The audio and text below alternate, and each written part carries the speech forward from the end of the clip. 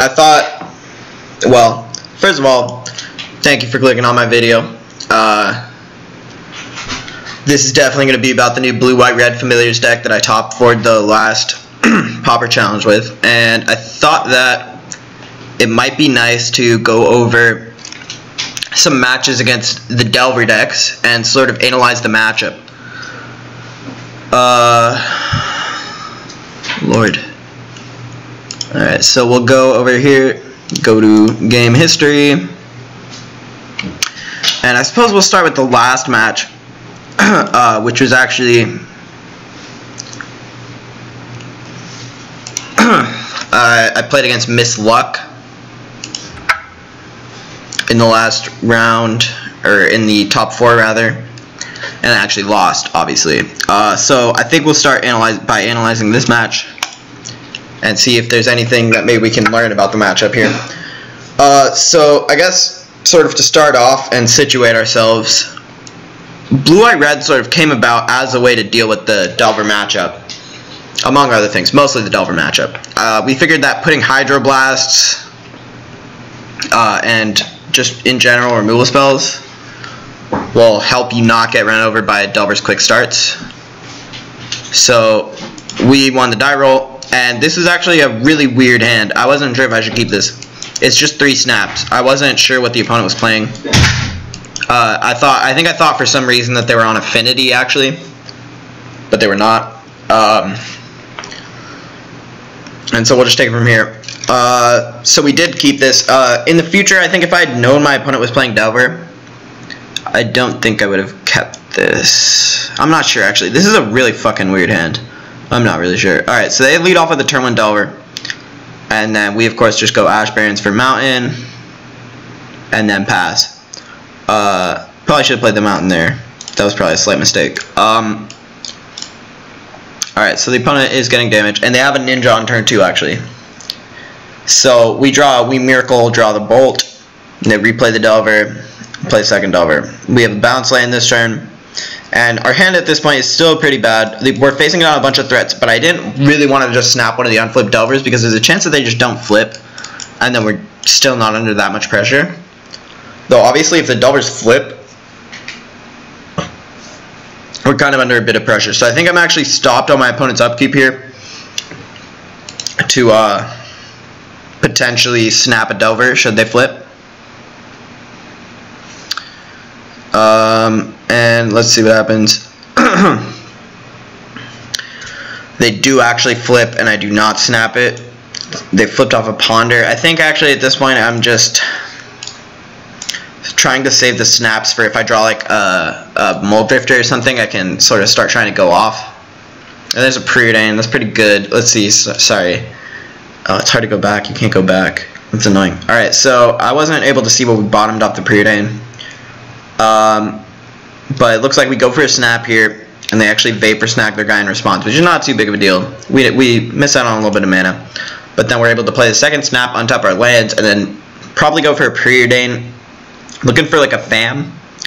We find Flicker, Boilerworks, and bottom both. We already have a Flicker, which we don't really need at this point, honestly, and I mean not a Boilerworks. And yeah, obviously we're pretty set on lands. We're up to 6 mana at this point, and we're basically just looking. Okay, so now we Preordain again, bottom of Flame Slash, and another Boilerworks that time, but hit a Mold Drifter. So this is what we're looking for at this point. But we do know the opponent's going to deploy a bunch of Delvers, and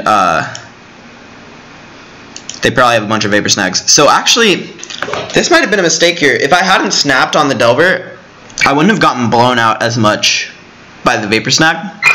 So I'm not really used to playing Mono Blue Delver since it had sort of fallen out of style here in Pauper. It got supplanted by Blue Red Delver for the most part, but I guess that the way the metagame goes, it's become good again to play clean, streamlined mana and Spire Golem over red removals. So I guess that Mono Blue's back, but along with Mono Blue comes Vapor Snag, which is interesting in that it is not a removal spell, so the Delver opponent will not be afraid to use it on their own creature, and it will fizzle your snap for 1 mana, right? So yeah, maybe if I had just slammed a Muldrifter here, I might have been in a better position. Yeah, that could have been definitely a misplay. So anyways, now we're just sort of forced to go for compulsive, and we get dazed. Oh, we get double dazed. Okay. So that would have kind of beaten up even our Muldrifter, but I think it still might have been correct to play it. So here we have another snap, and this one actually resolves. That's kind of, wow. I don't really know why I didn't go for a Muldrifter or evoke Muldrifter. I guess I was trying to play around a counterspell. I think that was probably a mistake. I think I probably should have just slammed the Muldrifter. Probably evoked it and tried to get a flicker off. Oh no, I think they revealed a counterspell. That's what was going on. So yeah, I know that they have a counterspell, and I want to try to play around it. Maybe I still should have evoked the Muldrifter, as sometimes Delver players, or just sort of decks with counters in general, are reluctant to counter an evoked Drifter. But here we go for an evoked Drifter after top decking a second one and actually get countered. So yeah, it might have actually been a really heads up play to have gone for the Muldrifter last turn, with the intention of, like, our only out in this scenario is probably to draw another Muldrifter, which we actually did. So I think I probably misplayed this game. I probably should have been slamming Muldrifters, even though I know that he has a counter, just to try and grind through it. Yeah, I think I made a mistake. So in any case, we're basically dead now. Our opponent just attacks us with a million stuff.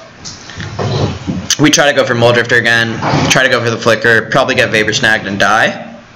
We gain a life. Okay, we don't get Vapor Snagged. And there's Spell Starter, so now we're dead.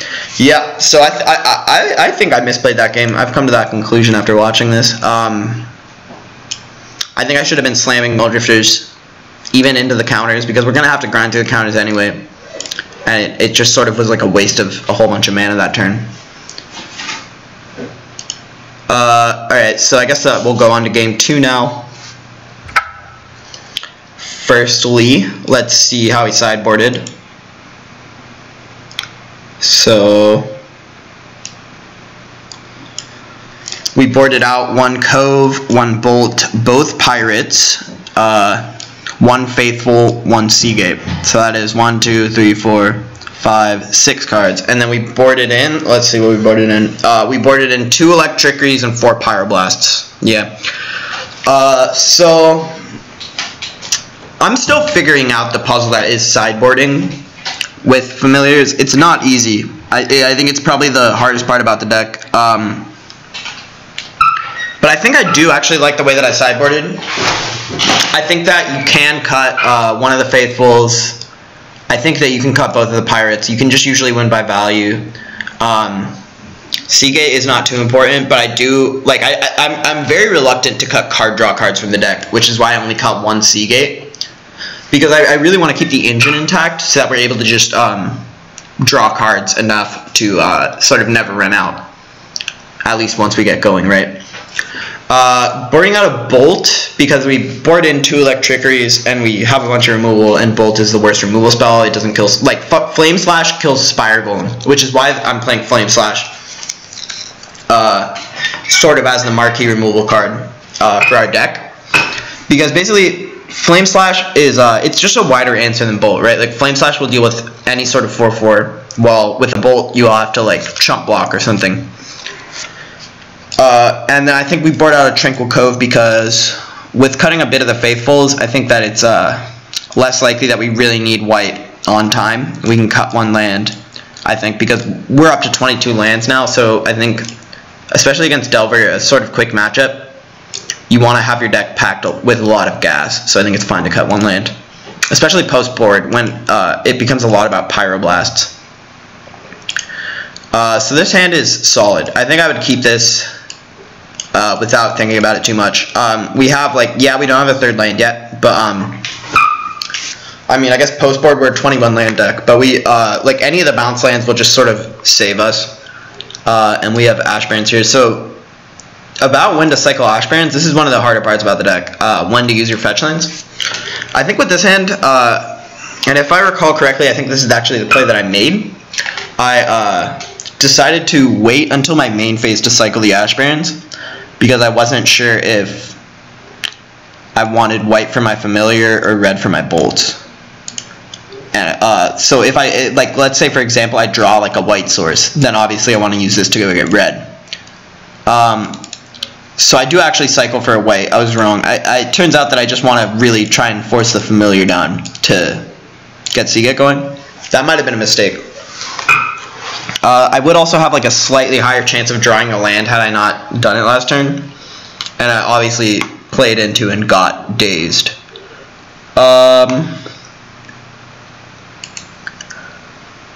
So yeah, I'm not sure that was the wisest play, but granted I do not mind sending my opponent back.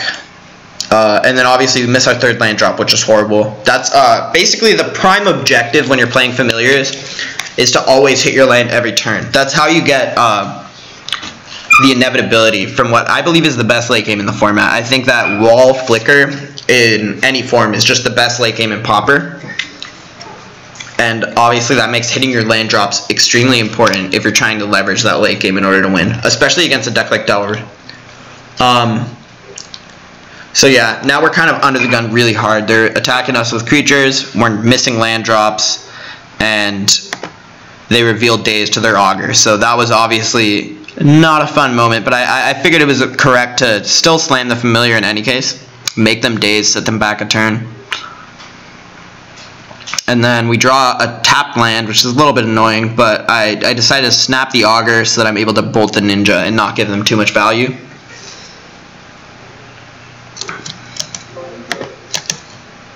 So then here we draw Seagate and hit a Boilerworks, which is super nice. Now we're almost in this game.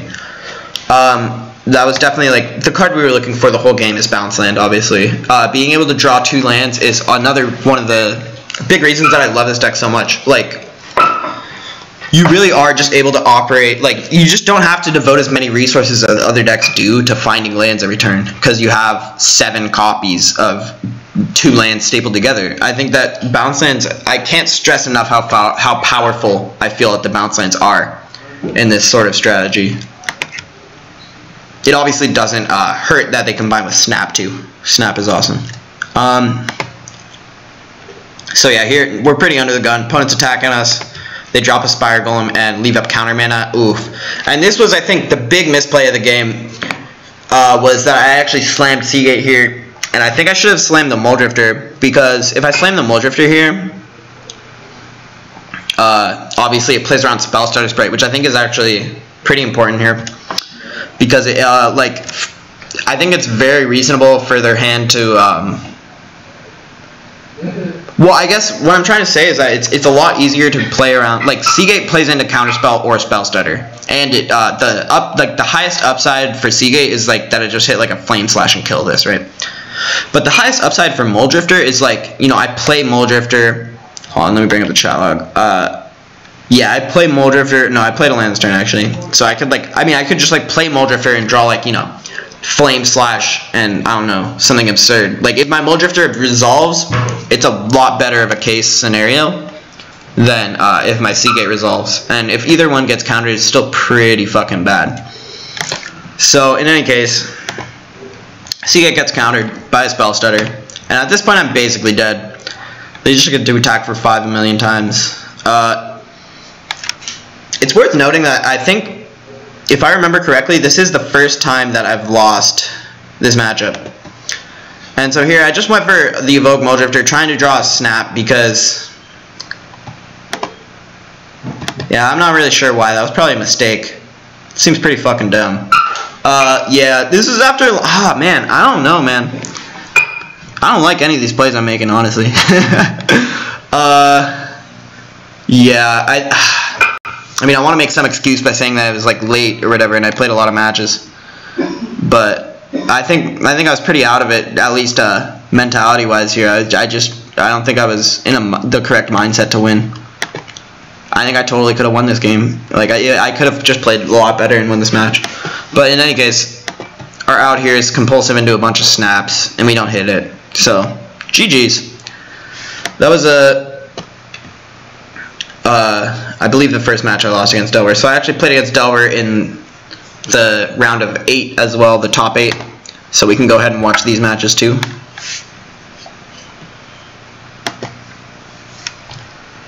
Alright, so this hand's pretty good. We get a whole bunch of lands with our first 5 land drops in the bank. Turn 2 Familiar if we want it. Turn 3 Compulsive. And this flicker kind of sucks, but you know, we got Familiar and Compulsive in a bounce land. That's like all you really want when you're playing Familiars. So yeah, opponent goes turn 2 Augur. We go turn 2 Fam. It's pretty sweet. They get Dazed though. It's kind of annoying. So it looks like these new mono blue Delver decks have been playing Daze, and it's kind of annoying. I'm not too beat up about it though. I don't think Daze is actually that great against our deck. It's like fine. It's pretty good. So here we just go for Compulsive, and the opponent actually counters it. That's fine. And then here we get to go bounce land. They miss a land drop. Yeah, they missed a land drop last turn. So at this point we're sort of just in hit land drops mode. Like, our opponent's not doing anything, so we can just sort of hang out and hit land drops and just get ahead in that regard. So here we just cycle the Ash Barons because we just had a random mana. And I think I just passed so that I don't play into Spell Stutter. If I like went for the Preordain, I could just give them a free Spell Stutter target, but as we see here, I think they're pretty likely to Spell Stutter without a target, so it's obviously better to have a Preordain in hand than not. And then here we get attacked, no Ninja. Next turn we go for Preordain and that gets Spell Stuttered. I mean, I'm much more inclined to Preordain into a Spell Stutter for 2 than Preordain into a Spell Stutter like for 1, right? Because a Spell Starter for 2 is just in general a lot more valuable than a Spell Starter for 2. So in any case, we got the bounce land coming down here, and this is looking kind of bad. But it's not over yet. We're not dead. They come in, attack us, and they continue to miss land drops, which is pretty nice. And Seagate's not a bad draw at all. So here we'll probably just slam Seagate. Yeah, definitely just slam Seagate. Yeah, I don't think it's a high priority to get the Pirates out, especially when the opponent's only ground threat is an Augur. And also the Pirates is just like really weak to counters. And then so here we Seagate into Muldrifter Boilerworks. Obviously going to take Muldrifter. Muldrifter's busted. And we don't actually... No, I guess we could try to resolve a snap and then play Muldrifter this turn, but I think I would rather just hold on to all my resources for now. And not give them a good spell starter target too. Because I think that's one of the easy ways to lose this game here, is if you just like give them a good spell starter target with your snap last turn, and they're just able to spend all their mana every turn and just tempo you out. But this way, like if they're holding onto a spell stutter or even a counter spell, they have to sort of sit there for a while and do nothing instead of like being able to develop simultaneously or stifle your development. So the opponent, I think they whiffed on that Augur. Is that right? Let me check the chat. No, they revealed a Ponder. Okay. Alright, so now we draw another land. Here I think I actually will just slam the Pirates. Oh no, I go for a snap on my Seagate. This is actually, yeah, I like this play actually too. Just sort of, it's like a value play. It might bait a Spell Stutter. And if it does bait a Spell Stutter, we got the Drifter. So the opponent taps some lands. Looks like they're maybe going to Spell Stutter, but then ends up not. And then we just go ahead and replay the Seagate. Get the value here. Probably just take Seagate. We already have one flicker. And Seagate's like, I really like Seagate in general against counterspell decks. Obviously Delver is the worst of the Seagate matchups, but against like blue-black or any sort of like counter control deck, Seagate's super good because they can't really counter it, and they do eventually have to deal with it. Delver can just ignore it for the most part, which is why it's a lot less good. But yeah, those are my thoughts on Seagate. It's sweet. So we take Seagate, play it, and this is like one of the reasons Seagate is sweet. It's like hard for our opponent to like spend a counter spell or even spend a spell stutter on our Seagate, just because it's like it's not that much of an impediment for them, and it just really helps us assemble a good hand. So here I actually decide to leave up the flicker and potentially go for an end of turn flicker to maybe bait a counterspell, as well as just being like a powerful play even if it resolves. Like looking 4 cards deep is pretty good. We can find a fam, find a snap, find some more Mole Drifters. Here comes a Spire Golem. That's pretty annoying. Spire Golem is probably the best threat in their deck against our deck. We can't block it with Mole Drifter effectively. Bolt doesn't kill it. So yeah, that's one of the main reasons that I would actually, if you're trying to pick up Blue-White-Red Familiars, I would recommend that you cut one of the bolts from my challenge list and actually put a 3rd Flame Slash. One of the bolts I think is necessary to actually kill people. You can set up a lock with, an infinite loop with Mnemonic Walls and bolt once you have infinite mana. You can even do it without infinite mana, it's fine. So we go for Flicker here, and they actually double Vapor Snagger, guys, which at this point I'm pretty happy, because that means that they're tapped out. It's going to be nice and easy to resolve a Mole Drifter next turn. We even draw a Snap. Wow. So we draw a Familiar too here. At this point, I'm thinking that they probably don't have Daze, and even if they do, it's like not that big of a deal, so I'm probably going to go ahead and try to go for the Familiar into the Snap. Like, if our Snap gets Dazed, that's like not that big of a deal. It's like kind of annoying, but I think it's such high upside if it works that I want to go for it. And then so it does go off. We get to untap some lands, bounce a Spire Golem, get a Seagate out. And at this point, this was our swing turn. We changed the game in our favor this turn. I'm going to go ahead and take the Faithful to just sort of give us a life buffer. It lets us ignore any pressure, any small amounts of pressure. And here I'll probably just take a Snap. It's another card draw spell. We only have 1 in the bank right now. You have to, that is one thing you should be very mindful of as a Familiars player, how much card draw you got in the bank. You should try to keep like at least 2 card draws. And Seagate's like, probably like 2/3 of a card draw, right? It's not a full card draw. It's not like a Mole Drifter or Compulsive. So then we go for our Faithful here. Get the Seagate down. What do we Seagate into? Compulsive Preordain. So again here, especially with the fam out, Preordain's usefulness is diminished, especially in comparison to Compulsive. Compulsive gets a lot better with a fam out. It's only 2 mana now, and it of course will generate value. So definitely probably going to take Compulsive here, cast it. Oh no, it looks like we're going to go for the Pirates first actually. I like this too. Gain some life, put up some defense, maybe bait a counter. If you can get your Delver opponent to counter Pirates, it's pretty nice. Pirates is pretty bad. Oops, and I accidentally clicked through to the end of the turn. So it looks like we cast Snap on our Mole Drifter. They countered it. Oh no, looks like what happened is they went for Deprive, or we went for Compulsive. They went for Deprive on Compulsive. Then we went for Snap on our Mole Drifter. And the opponent counterspelled the Snap. So they dealt with all of our card draw, but at this point, I think our board is just too good. Like, yeah, they can hit us for 2 a turn with Spire Golem, but our Faithful is gaining like 1 or 2 life a turn. So we're going to be able to, like, we have a lot of survivability now. Another Pirates is pretty bad draw, but we can just drop it, gain a life. And honestly, we can start attacking with our Pirates and stuff. So yeah, we can just start pressuring the opponent a bit. At some point, they will start having to, like, chump block or whatever. Or maybe even leave back creatures. Obviously, leaving back the Mole Drifter because it invalidates all the opponent's fairies. And just going to go ahead and fetch an island. Here comes a Spire Golem, that's fine. I'm not going to block it. Mole Drifter is very important on the board here. Blocks all this stuff. And we draw Compulsive. Compulsive is an awesome draw, obviously. Come in with our Pirates here. I don't want to send in Seagates here because they could just get triple blocked. And I think our Seagates are worth more than 2 damage.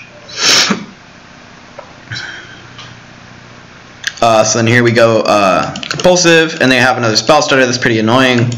They have 4 fairies here, so we can't bolt to save our Compulsive. And here comes a Preordain.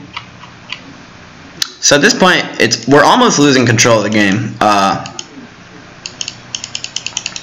they do decide to attack with all their fairies, I will obviously just block the Miscreant, get the value, and they play another Spire Golem. That's pretty annoying. So here we draw from Preordain, and we bottom a Faithful and top a Snap probably. Yeah, we just go ahead and snap our Mulldrifter. Try to get some more cards. And it also gains a couple life with our Faithful. So our Mulldrifter resolves, and we draw 2 lands, which is pretty bad. We're able to bounce the bounce land and just attack with a bunch of guys, leaving back the Sea Gates, because if we attack with all the Sea Gates, our opponent could potentially get an extra damage through. We only have 2 ground blockers on defense, and our Mulldrifter's doing stuff. So they actually quad block here, or actually they quintuple block here. And we can, yeah, I just let it happen and order the Spire Golem first, so I can take it out with a Bolt. And they Preordain, that's fine. They play a Miscreant, that's fine. Yeah, we go ahead and fetch our island and take out a fairy. And we're pretty low at this point, but we're not quite dead. So yeah, so we can't block one of the fairies this turn. We have to actually chump block with our Mulldrifter on the Spire Golem. And this is a pretty bad spot, but we top deck Mulldrifter. We top deck Mulldrifter, go up to 2 life.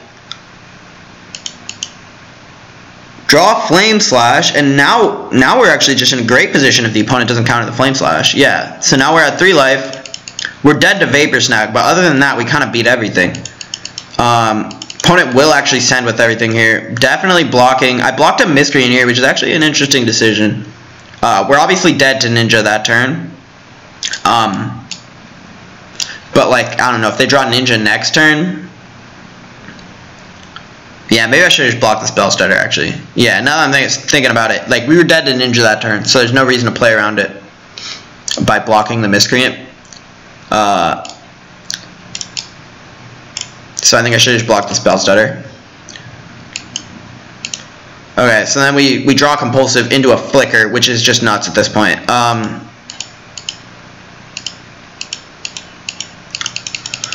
I think I would, okay, I don't fire off the Flicker main phase. I might have done that if I could redo it. I think I'm just going to hold on to it and not cast it end of turn either.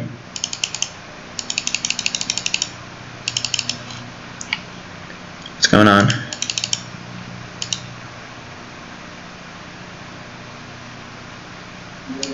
Okay, we draw a Mnemonic Wall. The wall resolves, that's awesome. That's basically GG. At this point, we know that they don't have a counter. There's no way they let wall resolve, so I'm just going to attack and then just go ahead and flicker my guys and just basically win the game. So yeah, this game's basically over. We draw another Faithful, just start getting back infinite stuff, and the opponent concedes. Alright, so that was a really close game 1 right there. I think I did make some mistakes. But obviously this is a very complex matchup, and it's hard to play it at a high level and keep your head cool the whole time.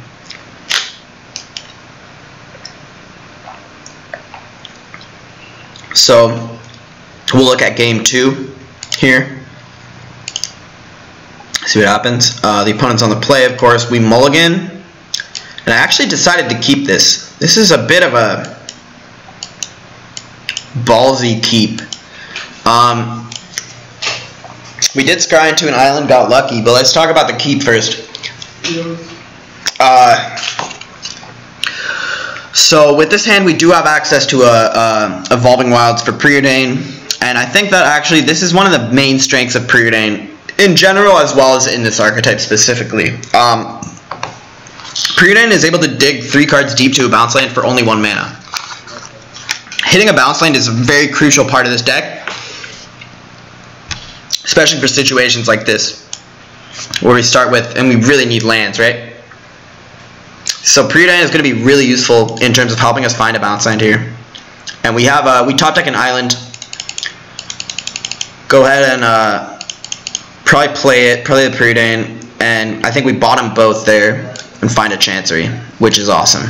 That's exactly what we want. And our opponent preordains and just hits us for 1.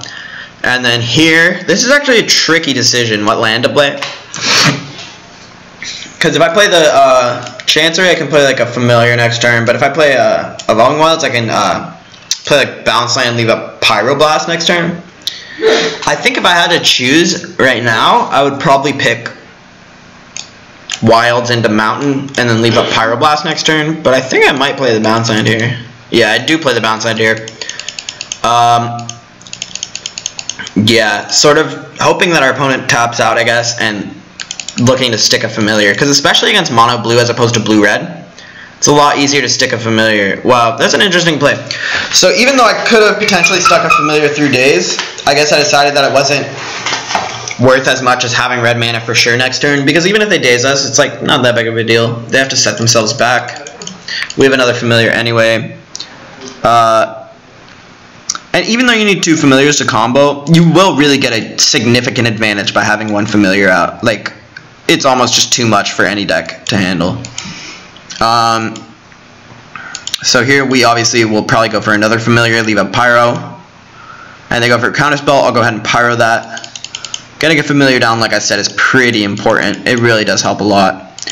And they attack us. We block the Augur, of course. There's not much Delver. They got a Piracy Charm, but that card's not even good against their deck. Alright, so then here I think I'm going to slam Muldrifter. Gets countered. I could have like played it more conservatively, gone for a Seagate, try to like find another Pyroblast or something. That might have been the play, actually. Go ahead and block the Augur again. Play the Seagate. And then here we find Mnemonic Wall or Sunscape. This is actually a tough pick. I think I might pick the Seagate, but Mnemonic Wall is pretty good. Mnemonic Wall gets back a Pyroblast. It's hard to Spell Stutter. My hand is kind of weak to Spell Stutter right now if we don't take it.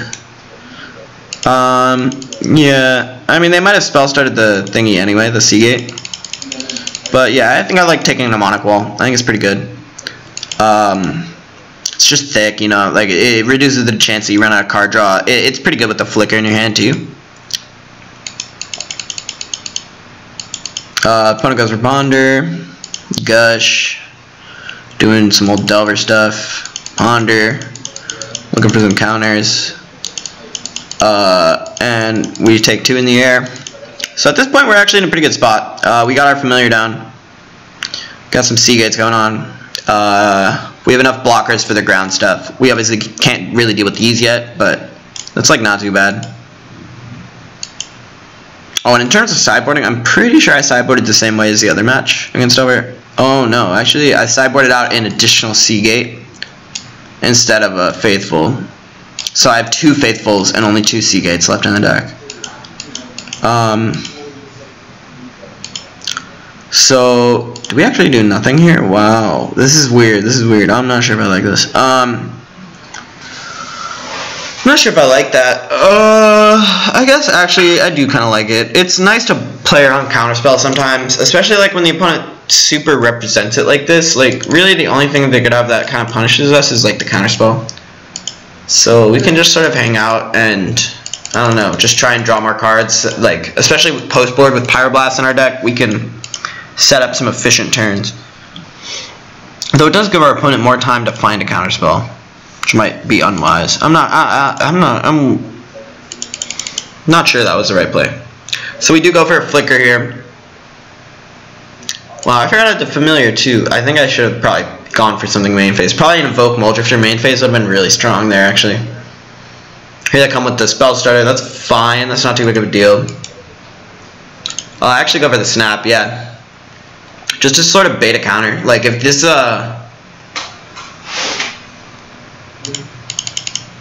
if they counter this, then it's pretty good. We get to Mnemonic Wall and stuff. But they didn't, I think, pretty wisely. And that might have been a leak in my play to have snapped there. Because it does give them an extra card. So we find another Flicker. That's pretty good. And then, yeah, so then, oh, whoops. This turn, I accidentally clicked the button too many times. We went for Evoke Muldrifter into Flick both. and it worked. Oh no, we drew a pyro, I guess, off the Mole Drifter, or for turn or something. But we draw into a bunch of removals. At this point, I'm still pretty happy. We have double wall in our hand, and should be pretty hard to lose this game, honestly. They play a Miscreant and draw another card. Play Ponder. They can't really attack. And then I just decided to slam a wall here. I might have been a bit too eager here. I maybe should have just held off on playing wall. They counter it. Then I'm going to go for a compulsive, I think.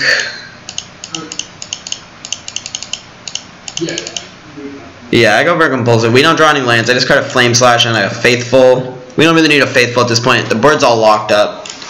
Like, you only really need a Faithful when you're like leaking a couple damage every turn. But the Mole Drifter takes care of the opponent's board pretty well. And then I try to go for Electric Raid. This was like, I think, another leak because the opponent does actually Hydro Blast it here. And then now the opponent's just been able to trade their cards pretty efficiently for our cards. Which is, I mean, not really where you want the opponent to be. You want them to take inefficient trades. So I think here we can just, just fire off a compulsive first. Opponent spell stutters it. So at this point they're actually building up quite a bit of board over there. And yeah, this might have been a mistake. I go for, the opponent has 4 fairies, right? So if I can deal with 2 of the fairies, I can potentially win out on this exchange, get my compulsive off. So the snap resolves. Then I go for the bolt, and then this gets dispelled. Okay, and then my compulsive gets countered. So then here I can go for wall, and if they don't have a counter, it's really good. I can play my flicker and resolve my ghostly flicker. So I probably will go for that main phase, try to draw some good stuff, and it resolves. So this is pretty hard to lose the game. We're kind of doing it right now. Actually, this might be a leak. If I pass the turn here, yeah, maybe I should have just flickered both. I probably should have just drawn two more cards again. Yeah, I probably should have done that. As we can see here, the opponent flips Delver off of Counterspell. So now all of a sudden our flicker is basically dead in our hand. They have a counter for it. We don't have a way to protect it. So I think, yeah, that was a big leak. That was a misplay. That was a huge misplay. We should have flickered again. Like, I guess what this does is it plays around Vapor Snag, but I think it's much more meaningful to play around the 1,000,000 copies of Counterspell in their deck, right? So yeah, they come in attack. I take it. I eat that damage. Maybe I should have gone ahead and blocked. Actually, no, I disagree. Because the Mole Drifter is just able to hold back so much of the opponent's board. Here comes another Spell Stutter. Brainstorm. And a Delver. So yeah, I think we definitely gave up a lot of position here with some poor play. Yeah, we top deck a land because we deserve it. Go for Flame Slash. It doesn't get countered because our opponent's not that bad. And then yeah, now we just have to sort of wait with our flicker in our hand. They top deck a Preordain into Preordain. So that's pretty annoying, especially because it flips their Delver, lets them keep bleeding damage on us. I think I have another Miscreant. Wow. So yeah, all of a sudden now we're just solidly behind this game. I think we definitely threw away a winning position here. And they go ahead and counterspell our flicker. And we trade. So we draw another land. That's obviously horrible. And now we're just almost dead on board. We're going to be dead next turn. And what does the Augur reveal? Nothing. They whiff on that Augur, so there's like a glimmer of hope. And we draw another land. Alright, so we punted the hell out of that game. Let's see how game 3 went.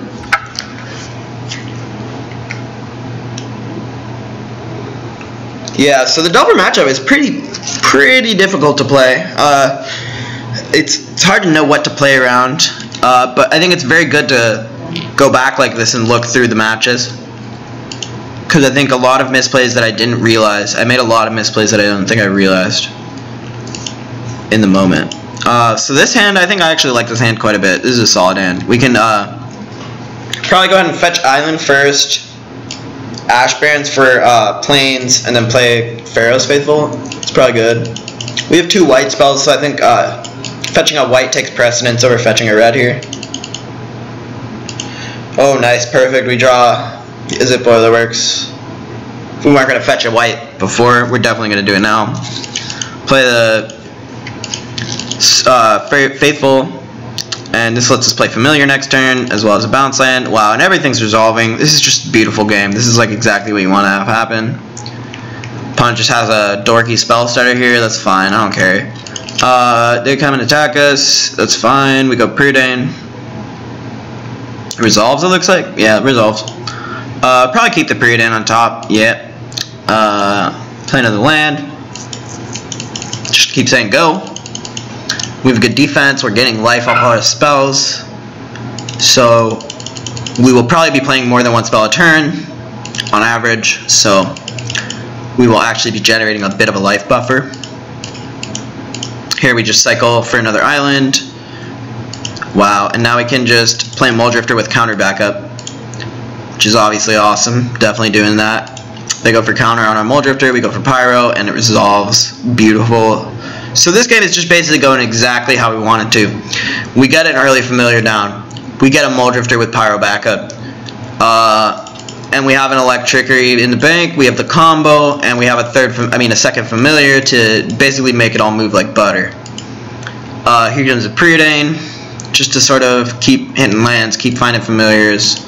I think I will actually keep the second Familiar here. I mean the third Familiar rather, just because if our opponent, which I think they should, counter our second Familiar, it's nice to have a backup fam. So they actually don't counter our Familiar, which I think is awesome for us, and I'm thrilled that we have 2 Familiars in play. So now we can just sort of hang out, and it's a lot easier with 2 Familiars in play to sort of pick a spot to try and take a fight, because now all your spells are going to cost 2 less. It's a lot less efficient to be countering them, because they're all like 1 blue to evoke a Muldrifter, 1 blue to play Compulsive Research, 1 blue to play Flicker. So this is really where you want to be with 2 fams out. We fetch another blue end of turn. As you can see, once you get up to the sort of late game, like you really only need 1 red source and 1 white source. Maybe in the Pyro matchups you want at some point to fetch another red source, but I don't think you actually will fetch another red source until you have either a bunch of red cards in your hand or like 5 or 6 blue sources. We draw another bounce land. It's obviously great. Pick up our Plains and go for another Familiar. It resolves, and I think I'm going to hold on to the wall here. I don't really want to die to a counterspell, and our opponent seems to be holding it up pretty diligently. So they come in. I'm down to take some 2 damage. That's like fine. We're at 22. We're getting a bunch of life every turn. We draw a second wall. At this point, I'm like, alright, screw it. Let's go for it. Drop the wall, and it just resolves. Wow, so this is horrible for the opponent. They have really nothing. Now you can just get back Pyro. Probably play a second wall. Yeah. Get back a Preordain. And yeah, this game's pretty over now. We can just go ahead and Electrickery, and they Hydro it. That's fine. It's not a big deal. We can just Flicker to draw some cards now. They actually have the Dispel. Oh no, they have the Spell Starter Sprite actually. So this is probably a mistake here to do that. Maybe I should have held on to the Flicker, recognizing that there are Hydroblast is the counter that they want, like the least valuable counter in their hand.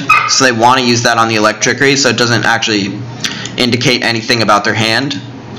It's still basically up in the air what's in their hand. Fairy Miscreant.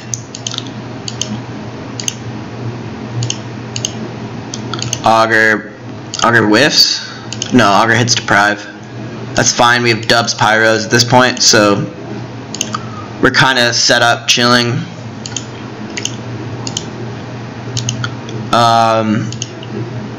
Yeah, obviously not going to attack.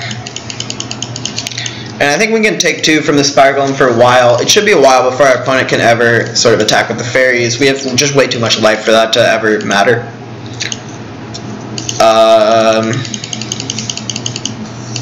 Yeah, I'll take my 2, draw my land, turn it into a good land. And we can hang out here for a while. It's not like, this is a good spot. They don't flip Delver, which is nice. Delver, we would probably have to bolt the Delver just because it would threaten our Muldrifter. And 3 damage a turn is, I think, more than we want to be taking.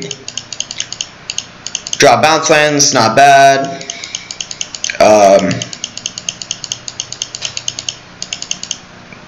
Spire Golem comes in again. And here we go. Here we come across with Preordain. This is basically what we were waiting for. Some sort of key to put in our ignition. And Preordain resolves. We find a Muldrifter and a Snap. Probably put the Muldrifter on top, draw it. Doesn't look like our opponent has a counter.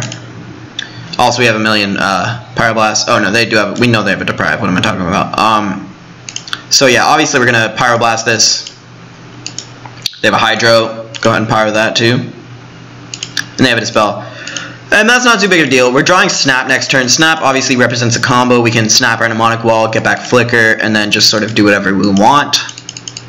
And they just expended a whole bunch of resources on getting rid of our Muldrifter. So I go ahead and bolt their Delver, maybe to bait a counter. And I untap and Snap a wall. The Snap resolves. So at this point, they're basically dead. They probably would have countered the Snap. It's our last card. We can go ahead and get back Flicker. Then we can just Flicker both of our walls, get back a million Electrickeries. I just get back some Pyros first just to make sure they don't have, I don't know, some instant that does stuff. And then I can just Electrickery their whole board. Get back a bolt the Spire Golem. And get some counters in our hand to chill. So yeah, at this point the game's basically over. We can just, yeah, sort of kill the opponent. And GG's. So yeah, let me know if you like this style of video, the matchup analysis. I can definitely try and analyze maybe some other matchups like Tron, Stompy. Let me know in the comments if you guys actually have a matchup that you would like me to analyze, like a commonly seen matchup. I probably have some games against it. And yeah, this was a fun video. Thank you for checking it out.